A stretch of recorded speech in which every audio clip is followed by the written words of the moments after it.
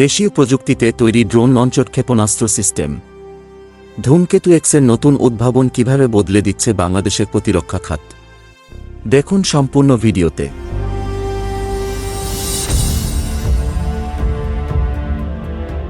বাংলাদেশের প্রতিরক্ষা শিল্পের জন্য একটি যুগান্তকারী উন্নয়নে বেসরকারি মহাকাশ ও প্রতিরক্ষা স্টার্ট আপ ধূমকেতু এক্স ফ্লাইং সোর্ড ইউএভি থেকে উৎক্ষেপণযোগ্য ক্ষেপণাস্ত্র ব্যবস্থা উন্মোচন করেছে।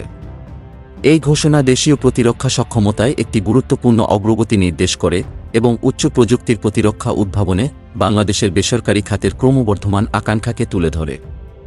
ধূমকেতু এক্স প্রকাশিত এক প্রচারণামূলক ভিডিও অনুসারে এই ব্যবস্থাটি একটি উল্লম্বভাবে উড্ডয়ন ও অবতরণ সক্ষম ড্রোন ব্যবহার করে, যা লেজার নিয়ন্ত্রিত ক্ষেপণাস্ত্র নিখুঁতভাবে নিক্ষেপ করতে পারে।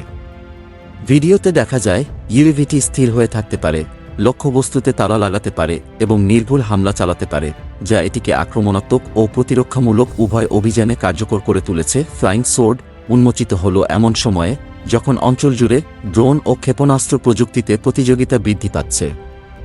ভারত ও পাকিস্তানের মতো প্রতিবেশী দেশগুলোর দীর্ঘদিনের ইউএভি কর্মসূচি থাকলেও বাংলাদেশের এই খাতে প্রবেশ দেশটির স্বয়ংক্রিয় যুদ্ধক্ষেত্রের দ্রুত পরিবর্তনশীল প্রেক্ষাপটে একটি শক্ত অবস্থান গড়ে তোলার ইঙ্গিত দেয়।